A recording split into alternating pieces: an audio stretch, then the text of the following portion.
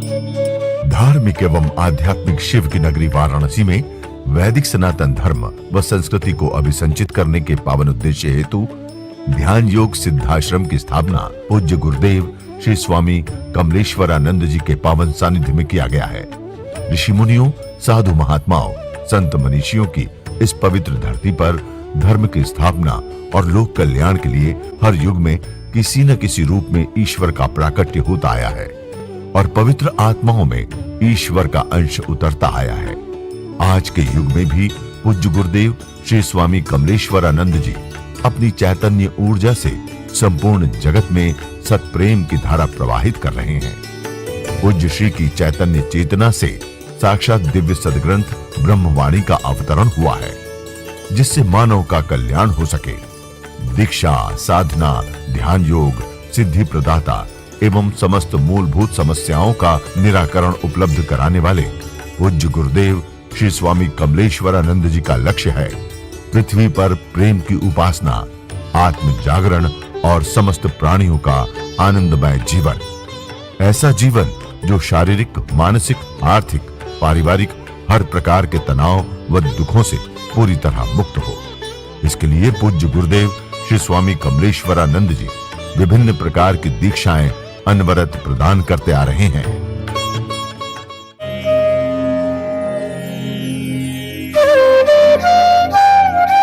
अश्कों की नदियां बहती है तेरी यादों में, दिल दरिया में लहरें हैं तेरी चाहत में।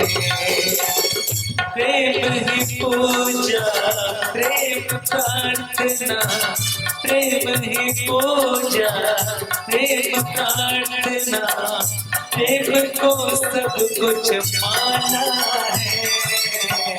आ जाओ प्रभु, आ जाओ ना, आ जाओ प्रभु, आ जाओ, आ जाओ प्रभु, आ जाओ। दिल ने तुझे पुकारा है, आ जाओ प्रभु, आ जाओ। दिल ने तुझे पुकारा है। अश्कों की नदियां बहती हैं तेरी चाहत में, दिल दरिया में लहरें हैं तेरी चाहत में। प्रेम ही पूजा, प्रेम प्रार्थना, प्रेम को सब कुछ माना है। आ जाओ प्रभु, आ जाओ,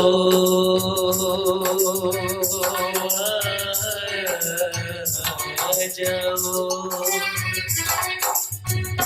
आ जाओ प्रभु, आ जाओ, आ जाओ प्रभु, आ जाओ, आ जाओ प्रभु, आ जाओ, आ जाओ प्रभु, आ जाओ, आ जाओ प्रभु, आ जाओ।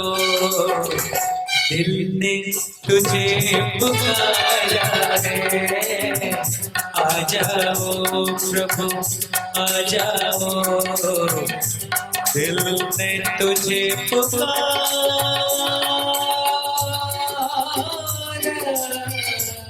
है।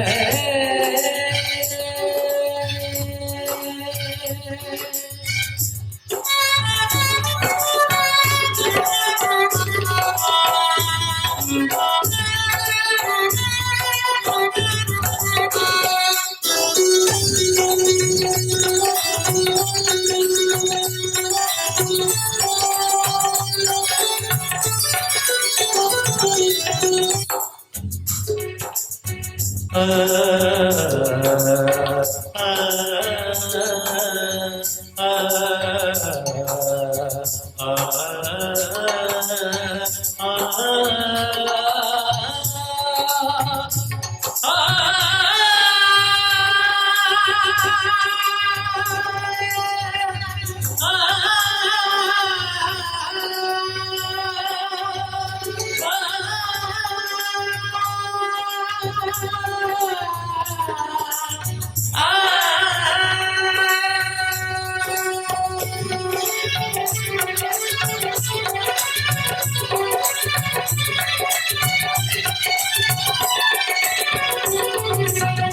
अखियाँ तेरी दर्द को तेरे से आंसू मोती बन के बरसे।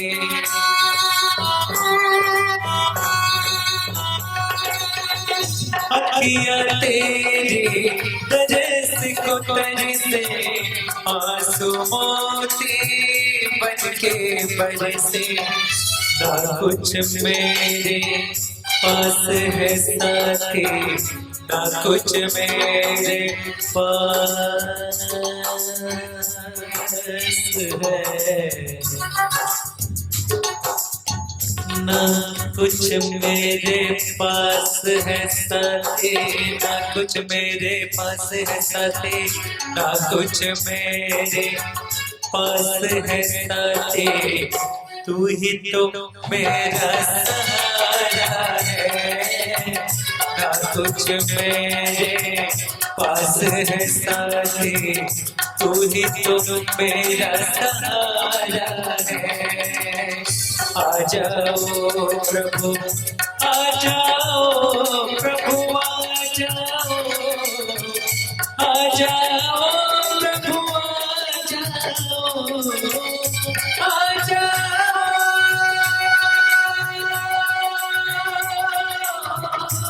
आ जाओ प्रभु,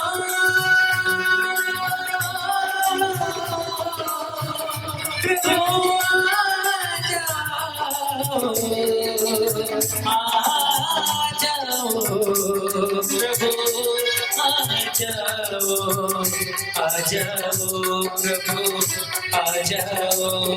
आ जाओ प्रभु, आ जाओ, आ जाओ प्रभु, आ जाओ। दिल में तुझे पुकारा है, आ जाओ प्रभु, आ जाओ। दिल में तुझे पुकारा है। सात्विक प्रवृत्ति वाला जो होता है तो दैव प्रवृत्ति में चला जाता है और देवताओं जैसे उसके धर्म गुण होने लगते हैं। और जब दैव में जाओगे तो ईश्वर को मिलना तो निश्चित ही। सदगुरु तुम्हारे हृदय में जागृत तो होगा ही होगा। रजस में जाओगे तो सिर्फ संसार को जीते हुए समाप्त हो जाओगे। इसलिए मैं उसे भी बहुत उत्तम नहीं कह सकती हूँ, है आपके लिए आवश्यक, लेकिन सत्य को ही जीवन बनाओ। सत्य को जब जीवन बनाओगे तो हर पल अपने आप में सुखी महसूस करोगे। समृद्धि के लिए आप महालक्ष्मी की पूजा करते हो। समृद्धि वस्तुतः बाहर नहीं है, समृद्धि तो अंदर है। और जब तक अंदर की समृद्धि नहीं की, बाहर से तुम कितना भी कुछ भी हासिल करो, आप समृद्धि नहीं पा सकते हो, ना ही समृद्धि का एहसास कर सकते हो। और मैं एहसास देना चाहती हूँ। किसका किसका एहसास देना चाहती हूँ? सिर्फ मेरे प्रभु का, और कुछ भी नहीं। क्योंकि जहाँ वो होगा अपने आप सब कुछ आएगा। क्यों सोचते हो किसी और चीज के बारे में? सोचना है सिर्फ एक चीज सोचो, प्रभु के बारे में, और बुद्धि से नहीं सोचना, क्योंकि तुम्हारी बुद्धि हमेशा तुम्हें भ्रमित करती है। बुद्धि में जो ही जाओगे, ये मस्तिष्क से संसार चलाओ। और हृदय जो है, जब प्रभु के चरणों जब यहाँ आते हो तो इनके बारे में विचार मत करो। ये विचार करने की चीज नहीं है। गुरु जो होता है विचार करने की चीज नहीं होता है। हृदय में उतर करके, भाव में प्रतिष्ठित होकर के जीने की चीज है गुरु। जब ऐसी स्थिति में उतर करके जब उसे जीना शुरू करो, तब जाकर के तुम्हें उसका सच्चा स्वरूप तुम्हें दिखाई देगा। इस स्वरूप में भी तुम उसे देख, मैं तो इसी स्वरूप में देखा ना, इसी स्वरूप से तो उसी सुख को पाया ना। तो आप क्यों नहीं पा सकते हो? आप भी पा सकते हो, आप भी देख सकते हो, बस अपनी दृष्टि बदल दो।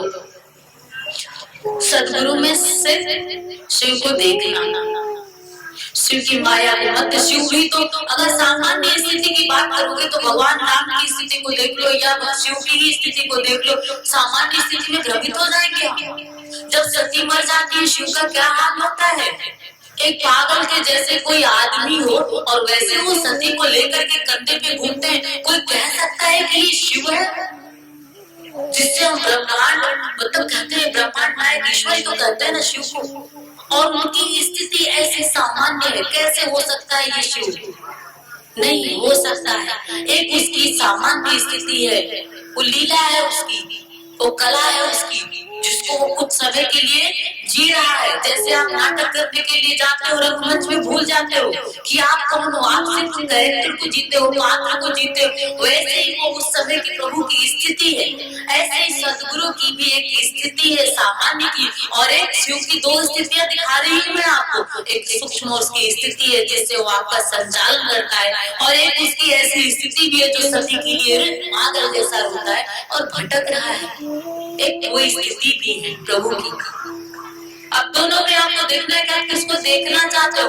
एक स्थिति को देख के भ्रमित हो जाओगे क्या यही शिव है, और एक स्थिति को देख करके सूक्ष्म में प्रतिष्ठित होकर के आनंदित हो जाओगे। अब तुम्हें सोचना है कि क्या देखना चाहते हो। जो देखना चाहोगे वही आपको दिखाई देगा, और मैं आपको सिर्फ सत्य दिखलाना चाहती हूँ और कुछ भी दिखाना नहीं चाहती हूँ। मैं प्रभु से हाथ जोड़ करके प्रार्थना करती हूँ और आप सबसे भी निवेदन करती हूँ कि हर पल सिर्फ सत्य की ओर बढ़ो, सिर्फ सत्य की ओर, सिर्फ सत्य की ओर। आइए एक बार प्रेम से बोलते हैं, जय श्री नारायण, जय श्री नारायण, जय श्री नारायण।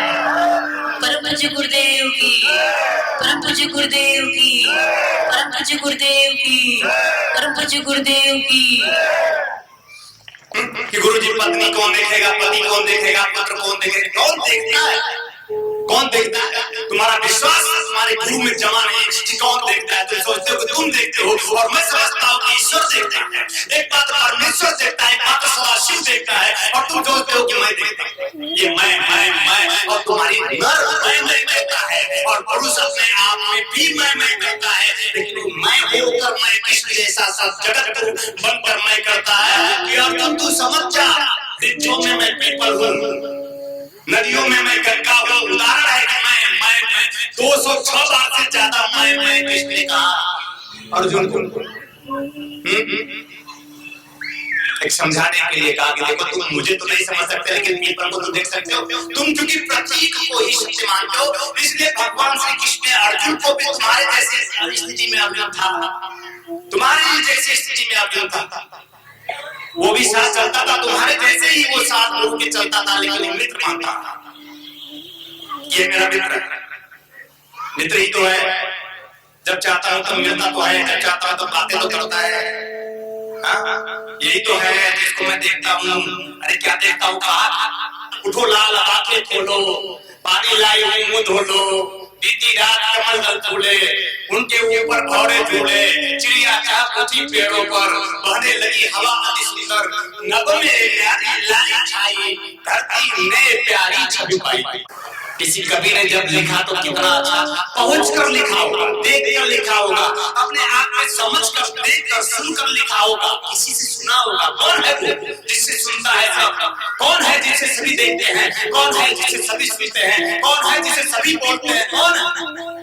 वही तो है जिसे तुम हो, जहां तुम्हें पहुंचना है। वही तो है जिसे तुम देख रहे हो। अभी कुछ, अभी बाकी है बहुत कुछ देखना। तो मंत्र होता है, मन मंत्र है। तुम बाजार में जाते हो, काशी विश्वनाथ बाबा की गली में, और यंत्र खरीद कर लाते हो। ये यंत्र है महालक्ष्मी का, पूजा कर लेंगे बात बन जाएगा, सुख शांति समृद्धि प्राप्त हो जाएगी। एनालिसिस तो करो, क्या इतने वर्षों में तुम सुखी हुए? क्या तुम सचमुच शांत हुए? क्या सचमुच तुम समृद्धशाली बने? कोई गुरु नहीं मिला क्या तुम ही हो यंत्र मेरे? यंत्र क्या है? स्वरूप किसी देवी का, देवता का। जिस देवी देवता का यंत्र चाहोगे मिल जाएगा 10 रुपए, लेकिन तुम अपने यंत्र को भूल गए जिसमें महालक्ष्मी भी है, महाकाली भी है, महादुर्गा भी है, और जितने भी देवी देवता है शास्त्रों में वर्णित है, वो सब तुम्हारे इसी शरीर में प्रभु ने केंद्र बनाया, प्रतिष्ठित केंद्रित कर दिया कि यहाँ पे महाकाली है। पर वहां पे महाकाली नहीं, शमशान में महाकाली, शमशान प्रतीक ये नश्वर है।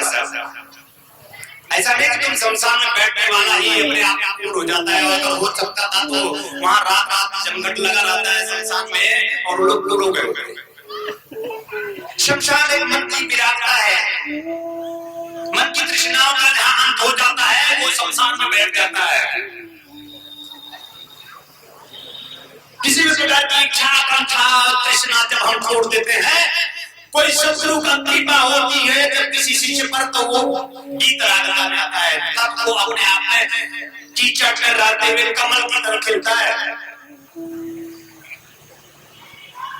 बिना सदगुरु के कीचड़ में कमल खिल नहीं सकता, बिना सदगुरु के कीचड़ से कमल मिलना हो ही नहीं सकता।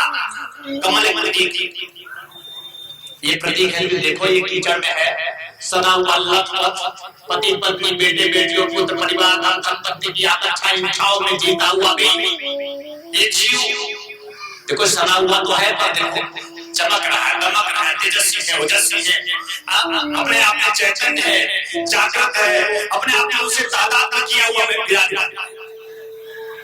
एक जीव के लिए प्रतीक, देवी देवता भी कमल लिए ढूंढते हैं।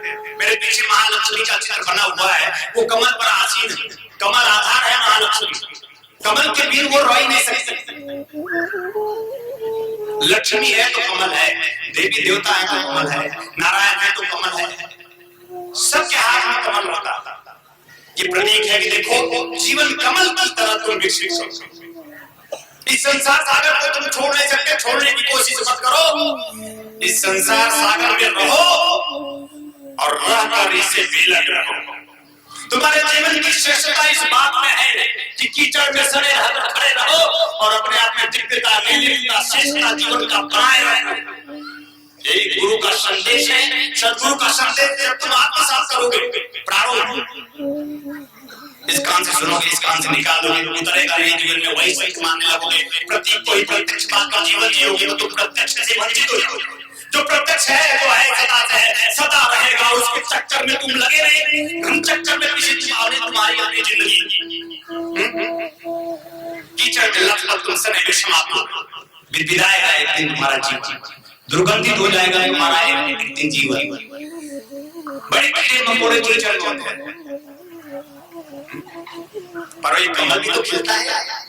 कोई एक जीव कमल आग किसी वशिष्ठ ऋषि की कृपा होती है, विश्वामित्र की। कोई एक जीव समय विशेष से माता पिता खंड करता है, कृष्ण के रूप में जन्म लेता है, जेल में जन्म हुआ कृष्ण।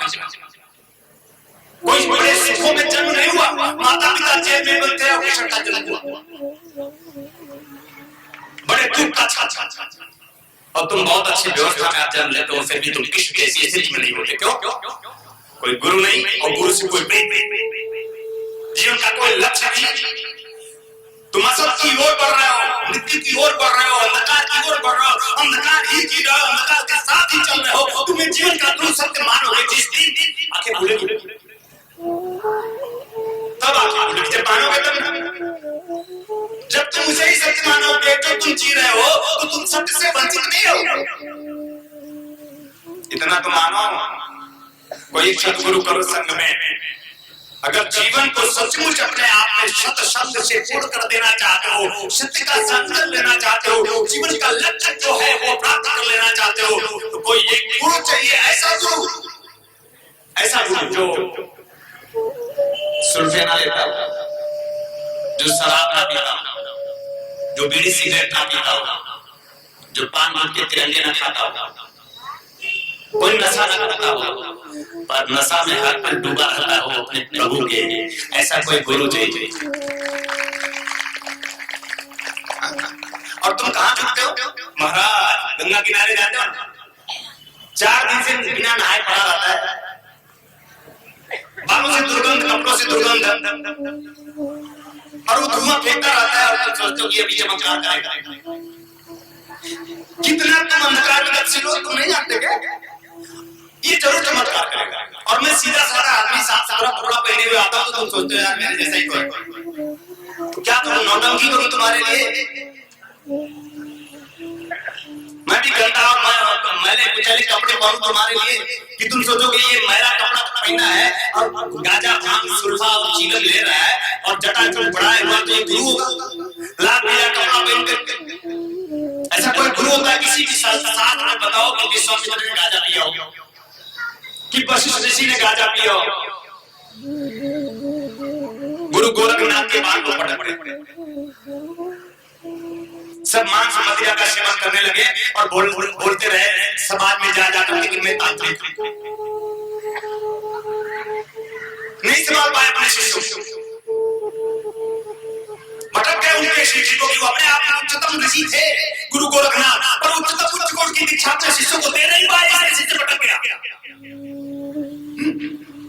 उच्चतम से सर्वोच्च शिखर पर पहुंचे गुरु गोरखनाथ और उच्च कोटि की दीक्षाओं से आप प्राप्त नहीं कर शिष्य ले नहीं पाया, गुरु दे नहीं पाया, ऐसा अवसर नहीं आया, जब शिष्य ले नहीं पाया ऐसा अवसर शिष्य ने पैदा नहीं किया कि गुरुदेव मैं तैयार हूं, मुझे उच्च कोटि की दीक्षा दीजिए कि मैं अपने आप को उपलब्ध हो जाऊं, मैं पुरुष बन जाऊं, मैं पुरुषोत्तम बन जाऊं, मैं नर से नारायण की ओर बढ़ जाऊं, मैं अदर से सबकी ओर बढ़ जाऊं, मैं अंधकार से प्रकाश की ओर बढ़ जाऊं, हे गुरुदेव मैं अपने आत्मा परमात्मा को उपलब्ध हो जाऊं, जन्म जीवन मृत्यु से पार होकर जन्म जीवन की सार्थकता सिद्ध कर जाऊं। ऐसी दीक्षित लो, ऐसी बात हुई है कभी तुम्हारी? इतना चित्कार मैं करता हूँ कि जीवन का यह उच्च कोटि का जीवन है तुम्हारा, उच्च कोटि का गुरु है तुम्हारा, उच्च कोटि के तुम शिष्य हो, सद शिष्य बनना है तुम्हें। उठो और जागो, मान करो उच्च कोटि की दीक्षाओं की, जिससे जीवन में कभी मैं रहूं ना रहूं, मैं रहता सदा हूं, तुम कभी भटक ना सको ऐसा हो, कभी विचलित ना हो सको ऐसा हो। मैं जानता हूं कि तुम मुझसे दूरी बना लेते हो, मैं जानता हूं कि तुम मुझसे दूर हो भी जाते, और मैं कहीं भी रहूं मैं तुम्हें पढ़ता, कहीं भी रहूं मैं तुम्हें रहता, तुम सबसे छिपा सकते हो, मुझसे नहीं छिपा सकते, क्योंकि मैं तुम्हारा मन हूं। को भरोसा ना हो तो ठीक है, तो अपना चिट्ठा निकलवा ले मुझसे। दूर हो जाते हो तो और मुझे तकलीफ होती है, क्यों? क्योंकि तुम मुझसे हो, तुम मेरे हो, और मुझसे होकर मेरे होकर तुम मुझसे दूर चले जाते हो। तत्वचिंतक पूज्य गुरुदेव श्री स्वामी कमलेश्वरानंद जी का संकल्प है एक ऐसे समाज का निर्माण करना जिसमें हम सभी स्वावलंबी हों, आत्मनिर्भर हों। ध्यान योग जन जागृति सेवा संस्थान द्वारा संचालित ब्रह्मानंद बाल विकास केंद्र में उपेक्षित और अनाथ बच्चों को संस्कृति संस्कार से पूर्ण शिक्षा दीक्षा प्रदान कर उनका सर्वांगीण समुज्ज्वल विकास किया जाएगा। हमें अवसर मिला है इन बच्चों के लिए कुछ करने का, तो आइए हम सभी पूज्य श्री गुरुदेव के संकल्प को पूरा करने में अपना भरपूर सहयोग कर पुण्य के भागीदार बने। साथ ही गौ सेवा हेतु गौ आश्रम, अनाथ बच्चों हेतु अनाथाश्रम, असहाय बुजुर्गों हेतु वृद्धाश्रम और निर्माणाधीन ध्यान योग सिद्धाश्रम एवं संस्थान के अन्य विभिन्न प्रकल्पों में आप श्री भी अपना सेवा सहयोग प्रदान कर संस्थान का सदस्य बन मानवता को धन्य करें। संस्थापक सदस्य 9 लाख या अधिक, सह संस्थापक सदस्य 6 लाख या अधिक, संरक्षक सदस्य 3 लाख या अधिक, आजीवन सदस्य 2 लाख या अधिक, सम्मानित सदस्य 1 लाख या अधिक, विशिष्ट सदस्य 51,000, सामान्य सदस्य 21,000। सहयोग के लिए आप श्री संस्थान के बैंक अकाउंट में सहयोग राशि जमा करा सकते हैं। बैंक ऑफ इंडिया ध्यान योग जन जागृति सेवा संस्थान, account number 014320110002228, IFSC BKID 0000143, branch Badlapur east, Thane Maharashtra 421503। आप श्री का अनुदान आयकर धारा 80G के अंतर्गत कर मुक्त होगा। आपके लिए लेकर के आए हैं आराम दिव्याचूर्ण, पेट की सभी समस्याओं के लिए रामबाण इलाज। यह आयुर्वेदिक परीक्षित गैस हरण चूर्ण है, किसी भी उम्र में होने वाली व्याधियों का नाश करती है। खुलकर पेशाब लाना, पुरानी से पुरानी कब्ज, उदर दोष, आंतों के दोष एवं पाचन तंत्र में यह अति लाभकारी आयुर्वेदिक औषधि है। इस चूर्ण का सेवन करने से कोई बीमारी नहीं होती। यह गैस हरण चूर्ण नित्य रात्रि में भोजन के बाद सोते समय 1 चम्मच चूर्ण 1 गिलास कुनकुने पानी के साथ लेकर सो जाएं। फिर देखिए चमत्कार। दिव्य ऋषि फार्मेसी लेकर के आए हैं अमृत क्वाथ, कायाकल्प की विशेष औषधि। यह आपके शरीर को पूर्ण रूपेण स्वस्थ करने के लिए आपके रक्त को शुद्ध करता है और शरीर के विषैले पदार्थ को बाहर निकालता है। मोटापा कम कर आश्चर्यजनक शारीरिक परिवर्तन कर पूरे शरीर को स्वस्थ और सुंदर बनाता है। यह मधुमेह को भी नियंत्रित करता है। यह औषधि आपके शरीर में रोग प्रतिरोधक क्षमता को बढ़ाता है। यह एक चमत्कारिक औषधि है। इसे मंगाने के लिए आप हमारे इन नंबरों पे संपर्क करें 8108666991, 8108666992, 8108666993, 8108666994। दिव्य ऋषि फार्मेसी आपके लिए लेकर के आए हैं ज्वाइंट केयर टैबलेट और ऑयल, जोड़ों के दर्द से राहत पाने के लिए और मजबूत हड्डियों के लिए। इसमें मौजूद प्रोटीन्स तथा विटामिन हड्डियों को मजबूती प्रदान करते हैं। यह जोड़ों के असहनीय दर्द को समाप्त करता है, जैसे घुटनों के दर्द व कलाई के दर्द, रीढ़ की हड्डी में दर्द, कंधों में दर्द। यदि आपको स्लिप डिस्क या सर्वाइकल है तो इन सभी परेशानियों से छुटकारा पाने के लिए आज ही मंगाएं ज्वाइंट केयर टैबलेट और ऑयल। मंगाने के लिए आप हमारे इन नंबरों पे संपर्क करें। हमारा नंबर है 8108666991, 8108666992, 8108666993, 8108666994। दिव्य ऋषि फार्मेसी आपके लिए लेकर के आए हैं रत्नम ज्योति, आंखों की संपूर्ण देखभाल के लिए। शहद के साथ नित्य लेने से नेत्र ज्योति बढ़ जाती है, आंखों का चश्मा उतर जाता है। यह आयुर्वेदिक औषधि है, इसका कोई साइड इफेक्ट नहीं। इस औषधि को मंगाने के लिए आप हमारे इन नंबरों पर संपर्क कर सकते हैं। हमारा नंबर है 8108666991, 8108666992, 8108666993, 8108666994।